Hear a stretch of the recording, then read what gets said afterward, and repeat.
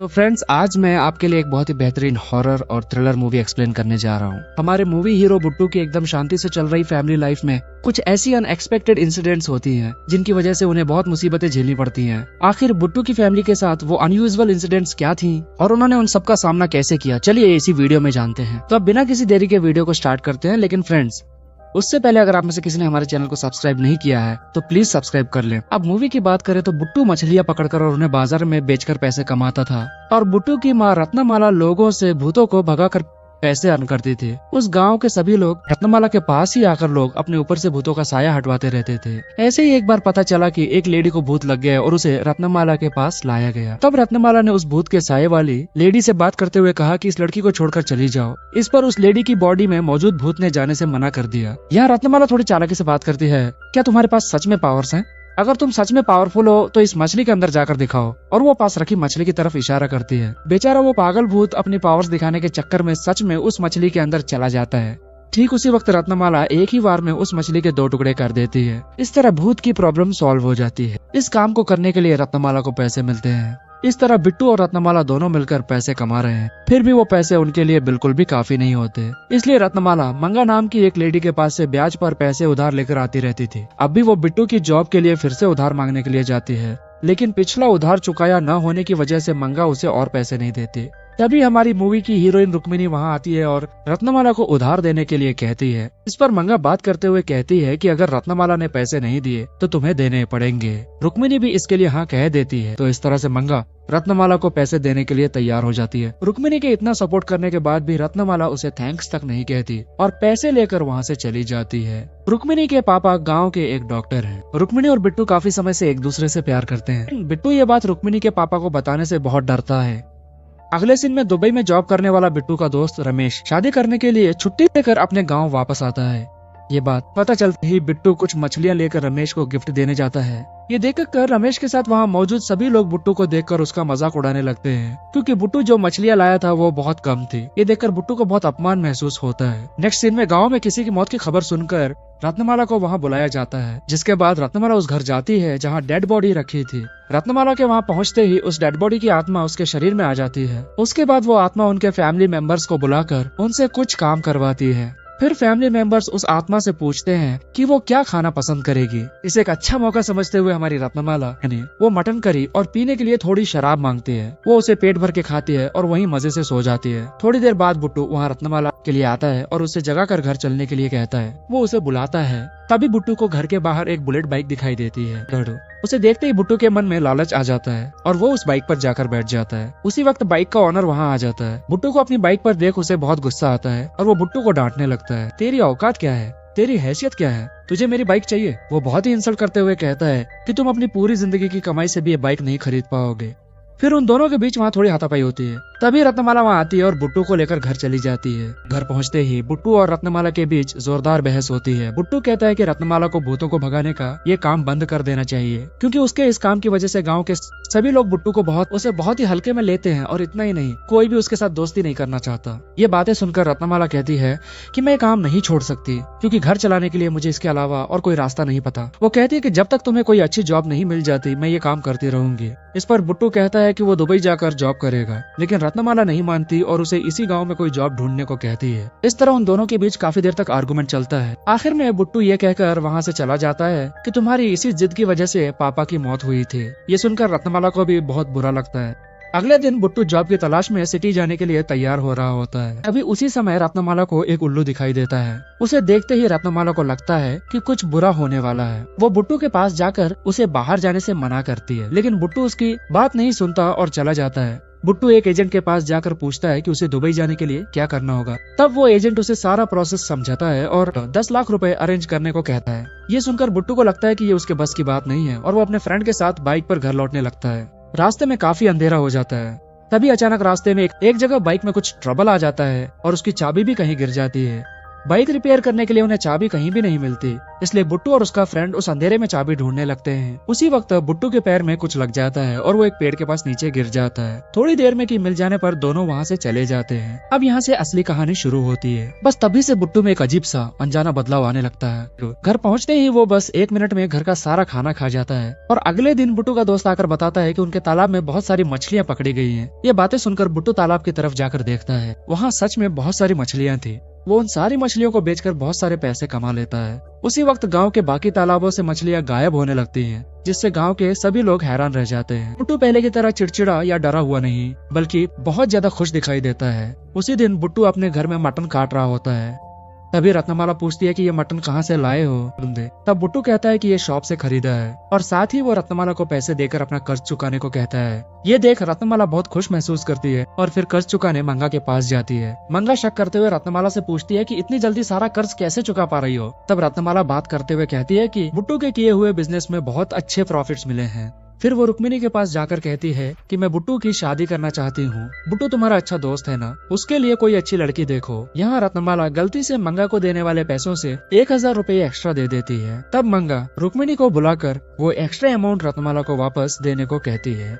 वो पैसे लेकर रुक्मिणी बुट्टू के घर की तरफ जाती है। वहाँ घर पर भी सिर्फ बुट्टू ही अकेला होता है। उसे देखकर रुक्मिणी, सुना है तुम्हारी माँ तुम्हारे लिए रिश्ते देख रही है, मुझे छोड़कर तुम किसी और से कैसे शादी करते हो ये मैं भी देखती हूँ। ऐसा कहकर वो उसे एक स्वीट सी वार्निंग देकर वहाँ से चली जाती है। उसी रात गाँव की बकरियां फिर से गायब हो जाती है। इससे सबको यकीन हो जाता है कि ये पक्का किसी भूत का काम है और गाँव वाले रत्नमाला के पास जाते हैं। उस वक्त वो शराब पी रही होती है। गाँव वाले उससे कहते हैं कि भूत आकर उनकी बकरियां खा रहे हैं। गाँव वाले पूछते हैं कि तुम तो भूतों को भगाती हो ना, तो हमारे लिए ये काम कर दो। इस पर रत्नमाला कहती है, क्या भूत कभी बकरियां खाते हैं? ये किसी इंसान का काम है। पहले जाकर पुलिस कंप्लेंट करो, तभी पता चलेगा कि उन्हें कौन चुरा कर ले जा रहा है। गांव वालों को भी लगता है कि वो सही कह रही है। फिर एक बार आधी रात को रत्नमाला पानी पीने के लिए हॉल में आती है।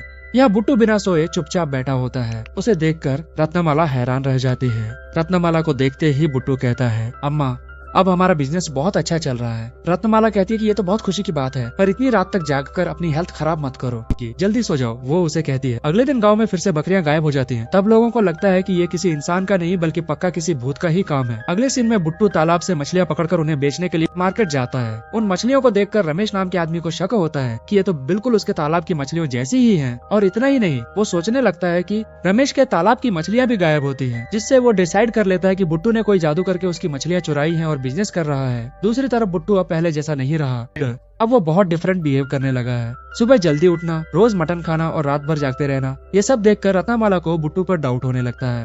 नेक्स्ट एपिसोड में बुट्टू रुक्मिणी के पास जाकर कहता है कि मुझे तुमसे बात करनी है, तालाब के पास आ जाना, और वहाँ से चला जाता है। उसी वक्त रमेश बुट्टू से मिलता है और कहता है कि तुम मेरे तालाब की मछलियों पर जादू करके उन्हें ले जा रहे हो ना, सच बताओ, और उसे मारने की कोशिश करता है। तब बुट्टू रमेश का हाथ मरोड़ देता है और वार्निंग देता है कि अगर अगली बार मेरे रास्ते में आए तो तुम्हें जिंदा ही खा जाऊंगा, और फिर वो तालाब की तरफ चला जाता है। थोड़ी देर बाद रुक्मिणी बुट्टू से मिलने तालाब पर आती है। वो पूछती है कि तुमने मुझे यहाँ क्यों बुलाया है। बुट्टू कुछ नहीं बोलता और उसे लिफ्ट देने की कोशिश करता है, जिससे रुक्मिणी घबरा जाती है और बुट्टू को डांट कर वहाँ से चली जाती है। बुट्टू भी मछलियाँ लेकर घर लौट आता है। जब वो घर पहुँचता है तो देखता है कि रत्नमाला एक औरत के शरीर से भूत भगाने की कोशिश कर रही है। देखा फ्रेंड्स, अपने बेटे पर साया है, ये तो वो पहचान नहीं पा रही, लेकिन दूसरों का भूत भगा रही है। यहाँ वो औरत जिस पर भूत का साया है बात करते हुए कहती है, क्या तुम मुझे यहाँ से भगाना चाहती हो? यहाँ मुझसे भी कहीं ज्यादा बड़ी शक्तियाँ मौजूद हैं, वो तुम्हें भी नहीं छोड़ेंगी। मैं उस भूत को अपने साथ लेकर यहाँ से चली जाऊंगी। इस पर रत्नमाला पूछती है कि तुम किसे अपने साथ ले जाओगी? जैसे ही वो ये पूछती है, वो औरत अचानक घबरा जाती है और बिना नाम बताए अपनी जीभ जोर से काटकर अलग कर लेती है। बाद में रत्नमाला उस औरत के शरीर में मौजूद उस भूत को भगा देती है। नेक्स्ट दिन में गाँव में फिर से एक बकरी गायब हो जाती है। गाँव वाले उसे ढूंढने निकलते हैं तो वो एक आदमी के हाथ में दिखाई देती है। फिर सब लोग उस आदमी के पीछे भागने लगते हैं, लेकिन वो इंसान उनके हाथ नहीं आता और भाग जाता है। उसी रात रत्नमाला के सपने में वो औरत आती है जिसे पहले भूत चढ़ा था, और वो कहती है कि और साथ ही मैं तुम्हारे बेटे को अपने साथ ले जाऊंगी। ये बात सुनते ही रत्नमाला एकदम से डरकर नींद से जाग जाती है। उसी वक्त रत्नमाला को बुट्टू के कमरे से कुछ आवाज सुनाई देती है, तो वो उसके कमरे में जाती है और वहाँ जो हुआ उसे देखकर वो दंग रह जाती है। बुट्टू के कमरे में बहुत सारा खून होता है। उसे लगता है कि बुट्टू पर साया है। रत्नमाला को शक होता है और उसे कंफर्म करने के लिए वो बुट्टू के बिस्तर के नीचे नींबू रख देती है। बुट्टू आकर उन नींबू को निकालता है और एक ही बार में बाहर फेंक देता है। इससे कंफर्म हो जाता है कि बुट्टू पर भूत का साया है। अगले सीन में बुट्टू रुक्मिणी के पास जाकर कहता है कि तुम्हें किस करने के लिए सॉरी, लेकिन मैं तुम्हें बहुत पसंद करता हूँ, और उसे आई लव यू कहकर प्रपोज करता है। बुट्टू की ये हिम्मत देखकर रुक्मिणी हैरान रह जाती है। फिर वो बुट्टू से बात करते हुए पूछती है कि क्या सच में तुमने मुझे प्रपोज किया है। वो सोचती है कि हमेशा डरकर दूर रहने वाले तुम्हारे अंदर इतनी हिम्मत कहाँ से आ गई। अगले सीन में रत्नमाला बुट्टू के अंदर के भूत से बात करते हुए उसे वार्निंग देती है कि तुम मुझे नहीं जानते, चुपचाप मेरे बेटे को छोड़कर चले जाओ। पर वो बिना डरे कहता है कि काम पूरा किए बिना मैं नहीं जाऊंगा। अगले दिन बुट्टू फिर से मटन लाकर पकाकर खाता है। तब रत्नमाला समझ जाती है कि गांव में जो बकरियां गायब हो रही हैं, उसके पीछे बुट्टू के अंदर का वही साया है। ये जानकर रत्नमाला को बहुत दुख होता है। वो शराब लेने के लिए बार की तरफ जाती है। वहाँ वो कुछ लोगों को ये कहते हुए सुनती है कि बकरियां चुराने वाले को किसी भी तरह पकड़कर मार देना चाहिए। ये सुनकर वो और भी डर जाती है। नेक्स्ट सीन में बुट्टू और रुक्मिणी तालाब के पास बैठकर आपस में बातें कर रहे हैं। वो बातें कर रहे होते हैं तभी रमेश बुट्टू को मारने आता है। एक्चुअली रमेश बुट्टू को तालाब में धक्का देकर मारने का प्लान बनाकर चुपके से उसके पीछे जाता है, लेकिन वहाँ पहुंचकर रमेश तालाब में कुछ ऐसा देखता है कि वो शॉक हो जाता है। उसकी वजह यह है कि तालाब के पानी में सिर्फ रुक्मिणी की परछाई दिख रही होती है, बुट्टू की नहीं। इससे रमेश समझ जाता है कि बुट्टू पर किसी साये का हाथ है और वो डर के मारे वहाँ से भाग जाता है। नेक्स्ट दिन में बुट्टू एक और बकरी को मारकर खा रहा होता है। ये नजारा देखकर एक आदमी बुरी तरह डर जाता है। बुट्टू को टेंशन होने लगती है कि कहीं वो आदमी गाँव वालों को उसके बारे में सब बता न दे, इसलिए वो उस आदमी का गला काट कर उसे मार देता है। बाद में पुलिस उस डेड बॉडी की इन्वेस्टिगेशन करने आती है और गांव वालों को वार्न करते हैं कि जब तक ये मिस्ट्री सुलझ नहीं जाती तब तक रात को कोई बाहर ना निकले। दूसरी तरफ बुट्टू रुक्मिणी के पिता के पास जाकर कहता है कि वो उससे शादी करना चाहता है, लेकिन रुक्मिणी के पिता इस बात के लिए राजी नहीं होते। नेक्स्ट सीन में रत्नमाला बुट्टू के अंदर की रूह को उसे छोड़कर चले जाने के लिए सख्ती से कहती है। इससे बुट्टू के अंदर की रूह को गुस्सा आ जाता है और वो रत्नमाला का गला पकड़कर उसे वार्निंग देता है कि मैं यहाँ से कहीं नहीं जाऊंगा और अगर दोबारा मेरे रास्ते में आई तो जान से मार दूंगा। यही हमें रत्नमाला का फ्लैशबैक दिखाया जाता है। एक्चुअली रत्नमाला का हस्बैंड शंकर बहुत इरेस्पॉन्सिबल था। वो हमेशा शराब पीता रहता और अपनी फैमिली पर बिल्कुल भी ध्यान नहीं देता था। इसी बात को लेकर जब रत्नमाला उसे समझाती तो वो उसे बहुत ही बुरी तरह से मारता था और घर बेचने के लिए रत्नमाला को टॉर्चर करता रहता था। फिर एक दिन शंकर ने तंत्र मंत्र की पूजा करते हुए ये डिसाइड किया कि वो बुट्टू की बलि देगा, लेकिन तभी रत्नमाला वहाँ पहुँच गई। उसने बुट्टू को बचा लिया और शंकर को मारकर एक पेड़ से लटका दिया। बुट्टू को इन सब बातों का पता नहीं है। अब कहानी प्रेजेंट में आती है। रत्नमाला फ्लैशबैक याद करके सोचती है कि बुट्टू के अंदर शंकर की ही आत्मा है, इसलिए रत्नमाला अपने गुरु के पास जाकर सब बताती है और मदद मांगती है। अगले सीन में बुट्टू फिर से एक बकरी को खा रहा होता है, तभी उसका दोस्त वहाँ आ जाता है। बुट्टू को उस हालत में देखकर वो डर जाता है और वहाँ से भाग खड़ा होता है। अब कहानी फिर से फ्लैशबैक में जाती है, यानी अब हम बुट्टू की बॉडी में मौजूद उस साये की कहानी जानेंगे। कुछ साल पहले उसी गाँव में एक औरत ने एक लड़के को जन्म दिया जिसका नाम गोपी था। गोपी के पैदा होते ही उसकी माँ की मौत हो गई। गोपी के पिता को भी शराब की लत थी और वो पी कर जब गोपी छोटा बच्चा ही था तब उनकी भी मौत हो गई। इस वजह से गोपी बिल्कुल अकेला पड़ गया। उसका ख्याल रखने वाला कोई नहीं था और खाने के लिए खाना तक नहीं था। वो भूख से तड़प रहा था, इसलिए खाने के लिए वो एक भिखारी की तरह सबसे मांगने लगा। फिर भी उसे पेट भर खाना नहीं मिलता था। एक बार गोपी ने एक दुकान से खाना चुराने की कोशिश भी की, लेकिन दुकान के मालिक ने उसे देख लिया और बहुत पीटा। जब वो भूख बर्दाश्त नहीं कर पा रहा था तब उसे एक बकरी का बच्चा दिखा। उसने उस बच्चे को मार दिया और उसे कच्चा ही कच्चा खा गया। तब से वो बकरियां खाकर अपनी भूख मिटाने लगा। ऐसे ही गोपी बड़ा हुआ और उसे बकरियां पालने वाली एक लड़की रजनी से प्यार हो गया। उसने रजनी के साथ रोमांस भी किया।